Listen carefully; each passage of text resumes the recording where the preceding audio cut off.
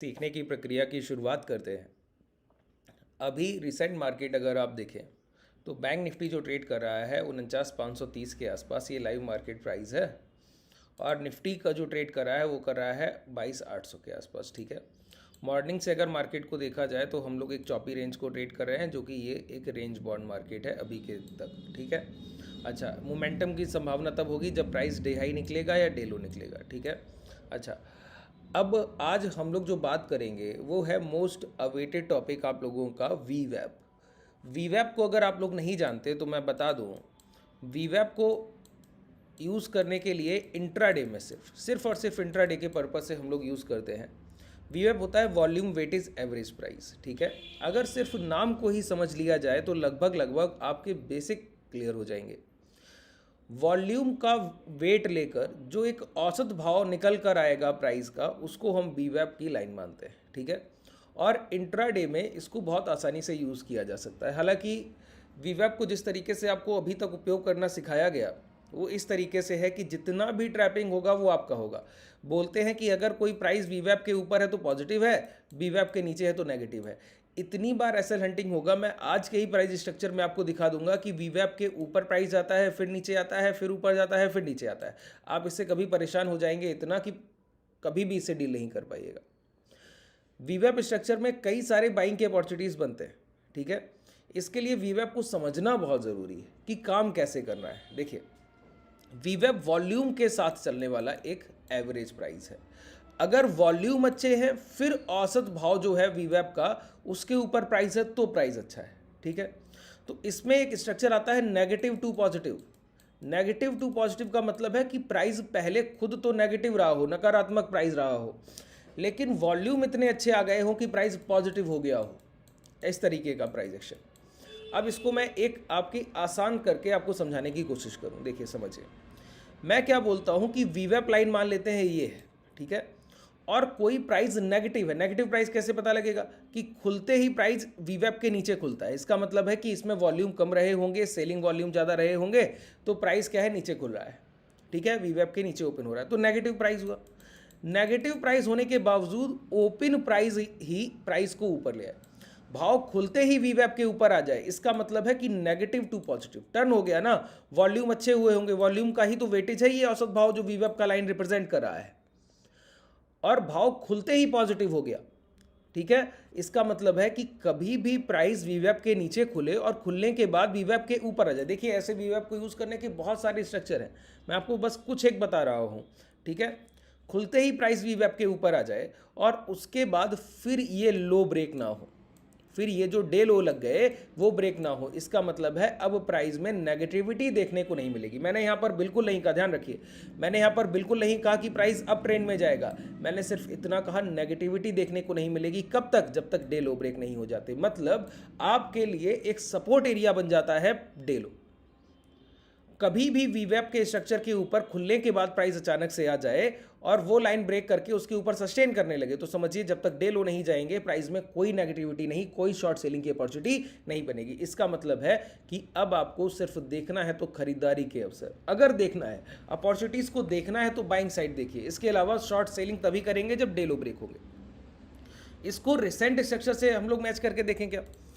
अभी देखिए, हाँ, एक बात और मैं यहाँ पर बोलूँ, कई लोगों, पहले भी मैंने वीवैप पर एक दो सेशन किए, अगर आप वो देखना चाहें तो नीचे डिस्क्रिप्शन में टेलीग्राम का लिंक है, वहाँ जाकर डायरेक्टली आप विजिट कर सकते हैं। ठीक है, तो वहाँ पर लोग क्या कर रहे थे, बाद में कमेंट कर रहे थे, कॉल कर रहे थे कि वीवैप प्लॉट नहीं कर पा रहा हूँ। अरे वीवैप को आपको प्लॉट करना है तो फ्यूचर चार्ट पर करना होगा। क्यों? वॉल्यूम चाहिए, इंडेक्स प्राइस पर, स्पॉट प्राइस पर नहीं प्लॉट कर सकते, फ्यूचर्स के चार्ट पर प्लॉट होगा, या फिर इक्विटी जो भी शेयर्स आप खरीदते बेचते हैं वहाँ पर प्लॉट कर सकते हैं। तो यहाँ पर इंडिकेटर पे आइए। ठीक है, और ये वीवैप इस तरीके से सर्च कीजिए। एक एंकर वीवैप और होता है, इसको मैं आगे चल के आपको समझाऊंगा। ठीक है, अभी सिर्फ वीवैप पे बात कर रहे हैं। ये भी औसत भाव इन्वेस्टमेंट के पर्पज से आपको लाकर देता है एंकर वीवैप, जिसको ए वीवैप हम लोग शॉर्ट फॉर्म में कहते हैं। ठीक है, अभी देखिए, रिसेंटली प्राइस ओपन होते ही पहली कैंडल क्लोज करता है वीवैप के नीचे, देख पा रहे हैं ये कैंडल। इसको मैं थोड़ा सा यहाँ पे डार्क करने की कोशिश करूँ जिससे आपको देखने में आसानी हो जाए। ठीक है, ये अब देखिए प्राइस क्या किया, खुलते ही इसके नीचे, पहली कैंडल इसके नीचे क्लोज किया, तो मैंने कहा प्राइस का स्ट्रक्चर कैसा हो गया, नेगेटिव। इंट्राडे के पर्पज से प्राइस का स्ट्रक्चर नेगेटिव हो गया, लेकिन कहा प्राइस का स्ट्रक्चर नेगेटिव से पॉजिटिव टर्न होगा। कैसे टर्न होगा? जब प्राइस दोबारा वीवैप के ऊपर जाकर सस्टेन करने लगे। ठीक है, तो प्राइस दोबारा वीवैप के ऊपर जाकर देखिए इस हाई के आसपास एक बार हाई लगाया। तो मैंने क्या कहा? मैंने कहा अब जब तक डे लो ब्रेक नहीं हो जाते, डे लो क्या है? 49,400 के आसपास का लेवल है। जब तक 49,400 के लो ब्रेक नहीं हो जाते, प्राइस में कोई भी नेगेटिव स्ट्रक्चर डाउनवर्ड्स मोमेंटम देखने को नहीं मिलेगा। और बेचने का मौका तभी मिलेगा जब लो ब्रेक होंगे। ये एक अपॉर्चुनिटी की तरह देखना चाहिए कि 49,400 ब्रेक होगा तो बेचने का मौका मिलेगा। जो शॉर्ट सेलर है वो अवेयर है कि 49,400 के बाद ही बेचेंगे, उसके पहले कोई बिकवाली की नहीं जा सकती। ठीक है, इसका मतलब है कि अब प्राइस में या तो पॉजिटिविटी देखने को मिलेगी या कंसोलिडेशन। अब यही ध्यान रखना है। मैंने कहा या तो यहां पे लॉन्ग होगा, प्राइस में अप साइड मोमेंटम होगा, या फिर मार्केट चॉपी हो जाएगा। दोनों में से कोई एक प्राइस एक्शन आपको देखने को मिलेगा। यहां पर आपको अभी क्या देखने को मिला बताइए? यहां पर अभी आपको देखने को मिला चॉपी मार्केट। ठीक है, अच्छा ये चॉपी मार्केट पता है क्यों है? प्राइस का ओपनिंग स्ट्रक्चर जैसा है उसने इसको चॉपी मार्केट बना दिया। प्राइस ओपन हुआ था वीवैप के ऊपर, अगर आप गौर करें तो प्राइस ओपन हुआ था। ध्यान से सुनिएगा, बहुत छोटे छोटे से की पॉइंट हैं ये, इनको अगर आप ध्यान रखेंगे तो आपके लिए ट्रेडिंग बहुत आसान हो जाएगी। ठीक है, आप अभी इंडिकेटर्स को यूज़ करना नहीं समझते, इनिशियल पीरियड में होंगे या कई समय से यूज़ भी कर रहे होंगे, तो आपको पता नहीं होगा कि की नोट क्या होते हैं, है ना। इस वजह से देखिए, प्राइस एक्शन में वो चीज़ें कभी काम नहीं करती, इंडिकेटर्स में वो चीज़ें कभी नहीं काम करती जो रूल बुक्स में लिखी हुई हैं, जो बुक्स में लिखा हुआ है। ठीक है, प्राइस में वो चीज़ें काम करती हैं जो प्रैक्टिकल मार्केट में जाकर आपको प्रॉफिट्स दें। तो ये जो मैं आपको पॉइंट्स बता रहा हूँ, प्रैक्टिकल मार्केट में जब आप ट्रेड करने जाएंगे वहाँ आपके लिए बहुत हेल्पफुल होने वाला है। एक भी पॉइंट इधर से उधर नहीं करना है। कोशिश कीजिए कि किसी डायरी या पेन लेकर उसको नोट डाउन कर लीजिए, एक भी पॉइंट भूलना नहीं है। ठीक है, यहाँ पर देखिए, अब ये प्राइस खुलता है वीवैप के ऊपर और उसके बाद नीचे आता है क्लोज करने। अगर ये खुलकर ऊपर ही क्लोज कर देता, खुलकर ऊपर ही क्लोज कर देता, तो भी हम इसको पॉजिटिव स्ट्रक्चर नहीं मानते, तो भी हम इसको पॉजिटिव स्ट्रक्चर नहीं मानते, ये नेगेटिव भी हो सकता था उसके बाद। लेकिन यही लाइन अगर वीवैप की मैं ये मान लूँ, इसका स्ट्रक्चर चेंज करूँ, ये वीवैप का कलर, ठीक है, ये वीवैप का लाइन है। प्राइस अगर ओपन भी वीवैप के नीचे होता और फिर क्लोज करने वीवैप के ऊपर जाता, ये एक स्ट्रॉन्ग साइन होता अप ट्रेंड का। ये चॉपी मार्केट इसी वजह से है क्योंकि प्राइस खुला वीवैप के ऊपर, तो पॉजिटिव स्ट्रक्चर की ओपनिंग है, क्लोजिंग पहली कैंडल की नेगेटिव है और प्राइस फिर पॉजिटिव हो रहा है। तो ये क्या हो रहा है? ये कंफ्यूजन है कि पॉजिटिव ओपनिंग, नेगेटिव क्लोजिंग और फिर पॉजिटिव प्राइस का दोबारा से स्ट्रक्चर का बन जाना। तो प्राइस में क्या है? Buyer seller, buyer seller, buyer seller, दोनों एक दूसरे से इसी रेंज में फाइट करना चाह रहे हैं। इसी जगह अगर सिर्फ सेलिंग के बाद बाइंग आ गई होती कि प्राइस नेगेटिव ओपन होता, नेगेटिव ओपनिंग कैसी होती? नेगेटिव, और खुलते ही प्राइस ओपन के बाद पहली कैंडल क्लोज ही पॉजिटिव कर देता और उसके बाद फिर जब तक डे लो ब्रेक नहीं होते प्राइस ट्रेंडी रहता है, अप ट्रेंड की तरफ जाता है maximum number of time.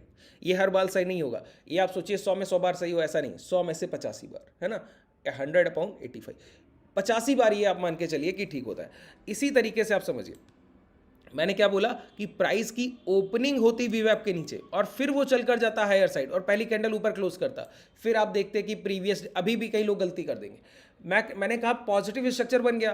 Trend कब आएगा? जब last seller, previous day seller, last seller break किया जाए, ठीक है, प्राइस का कोई स्ट्रक्चर पॉजिटिव हो जाए, तब प्राइस अब ट्रेंड की तरफ बढ़ेगा।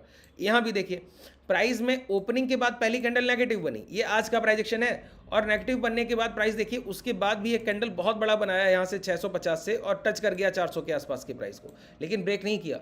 अब भी प्राइस देखिए इसी के आसपास आने की कोशिश करता है बार बार, लेकिन ब्रेक नहीं कर पा रहा है। जब भी ये ब्रेक होगा तो आपको एक डाउन साइडवर्ड्स मोमेंटम देखने को मिलेगा ही मिलेगा। ठीक है, जब भी इसके नीचे की क्लोजिंग मिलने की, कॉन्सिक्यूटिव 2 क्लोजिंग मिलेंगी तो आपको देखने को मिलेगा प्राइस डाउनवर्ड्स मोमेंटम कर रहा है, और जब तक नहीं कर रहा है तब तक वेट कीजिए। अब इन्हीं जगह पर आप लोग मात खाते हैं। जैसे मैंने कहा कि डे लो ब्रेक होने के बाद, बहुत ध्यान से समझिए, डे लो ब्रेक होने के बाद मोमेंटम मिलेगा। डे लो ब्रेक होने के बाद आपको सबसे पहले क्या देखना होता है पता है? ये मैं क्लासेस में बताता हूं आप लोगों को कि डे लो ब्रेक होने के बाद सबसे पहले रिसेंट स्विंग लो देखिए, जहां से लास्ट बाइंग उठी थी। तो रिसेंट स्विंग लो ये नहीं है, रिसेंट स्विंग लो ये, ध्यान रखिए। ये कल की खरीदारी इस जगह पर हो रही थी, आज प्राइस ने थोड़ा उसके ऊपर सस्टेनेबिलिटी बनाने की कोशिश की है।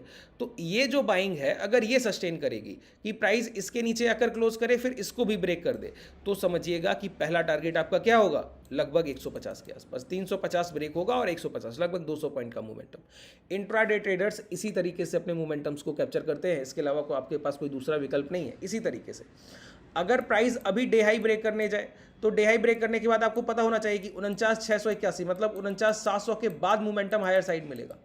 ठीक है, अब 49,700 और 49,350 ये जो रेंज है 350 पॉइंट की, ये क्या रेंज है, ये सेलर रेंज है।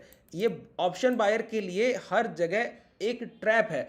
आप लॉन्ग करेंगे एसएल हंट होगा, शॉर्ट करेंगे एसएल हंट होगा, एक एक कैंडल में स्टॉप लॉस हंटिंग होगी। क्यों होगा, क्योंकि प्राइस का स्ट्रक्चर ही बायर सेलर के बीच फंस गया है। ना तो बायर डोमिनेटिंग पोजीशन में है ना ही सेलर डोमिनेटिंग पोजीशन में है। ठीक है, अच्छा इसको आइडेंटिफाई, लोग बोलते हैं कि इसको आइडेंटिफाई कैसे किया जाए, मैं कहता हूं इसको मल्टीपल एनालिसिस से आइडेंटिफाई किया जा सकता है कि प्राइस का स्ट्रक्चर कैसा है। जैसे कि अगर यहाँ पर कैंडल्स के साइज छोटे हैं, प्राइस नेगेटिव टू पॉजिटिव हुआ है, ओपनिंग पॉजिटिव, क्लोजिंग नेगेटिव, फिर प्राइस पॉजिटिव। ठीक है, तो प्राइस का स्ट्रक्चर कैसा हो गया, एक कंसोलिडेशन चॉपी मार्केट का हो गया। इसको अगर आपको जानना है तो मैं आपको बताऊं, अगर इसी के साथ अगर आप वॉल्यूम का यूज़ करें और वॉल्यूम में आपको दिखेगा छोटे छोटे से कैंडल्स, बहुत छोटे छोटे से कैंडल्स, यहाँ पे देखिए ये वॉल्यूम। अब देखिए कंपैरिजन करना सीख लीजिए। कल का प्राइस वाइल्ड था तो वॉल्यूम साइज कैंडल्स देखिए। ठीक है, और आज का प्राइस मॉर्निंग में इन 3-4 कैंडल्स के बाद देखिए प्राइस का स्ट्रक्चर कैसा होता जा रहा है, वॉल्यूम गिरते ही जा रहे हैं। वॉल्यूम क्या है, गिरते ही जा रहे हैं। अब वॉल्यूम जब इस हाई के ऊपर निकलेंगे, ठीक है, इस हाई के ऊपर, ये जो ग्रीन कैंडल का हाई है इसके ऊपर के वॉल्यूम दोबारा बढ़ेंगे कॉन्सिक्यूटिव 2 कैंडल्स, तब कहीं मोमेंटम की शुरुआत होगी। फिर चाहे वो रेड हो या ग्रीन हो, जब तक ये वॉल्यूम बड़े नहीं हो रहे, वॉल्यूम धीरे धीरे इस तरीके से गिरते जा रहे हैं, तब तक कोई भी मोमेंटम मार्केट में नहीं मिलने वाला है। तो ये क्या है, मल्टीपल एनालिसिस है, मल्टीपल कंफर्मेशन है।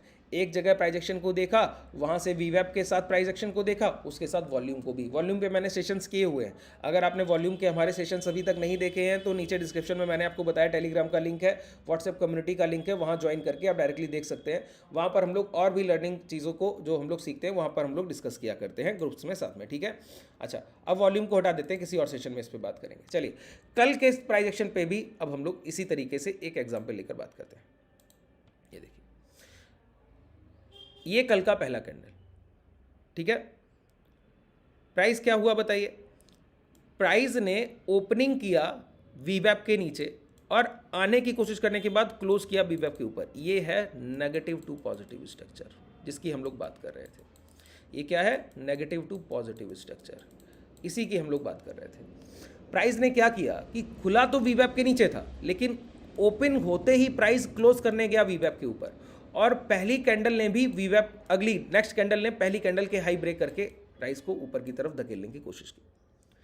अब यहां पर ये स्ट्रक्चर क्या है, पॉजिटिव। ठीक है, अब ये पॉजिटिव स्ट्रक्चर में मोमेंटम कब मिलता है, पहला इंपैक्ट हाई लगने के बाद जो रिट्रेसमेंट होगा, अगर वो हाई निकल गए तो मोमेंटम की शुरुआत होगी। जैसे कि आज भी यही कहानी है, कुछ बदलाव नहीं है। मैं आपको बताऊं, अगर प्राइस यहां पर पॉजिटिव हुआ तो पहला इंपैक्ट हाई लगने के बाद प्राइस में जो रिट्रेसमेंट हुआ, इस रिट्रेसमेंट के बाद अगर ये हाई ब्रेक हुए तो आपको मोमेंटम मिलेगा। मतलब 49,700 ब्रेक होने के बाद आपको हायर साइड एक दूसरा मोमेंटम मिलेगा।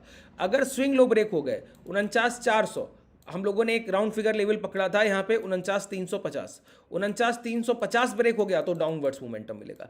इसके बीच में जो लोग स्ट्रैंगल ट्रेड करना जानते हैं, स्ट्रैडल ट्रेड करना जानते हैं, वो ट्रेडर यहाँ पर प्रॉफिटेबल है, वो रेंज को डिसाइड कर कर अपने प्रॉफिट जनरेट कर रहे हैं।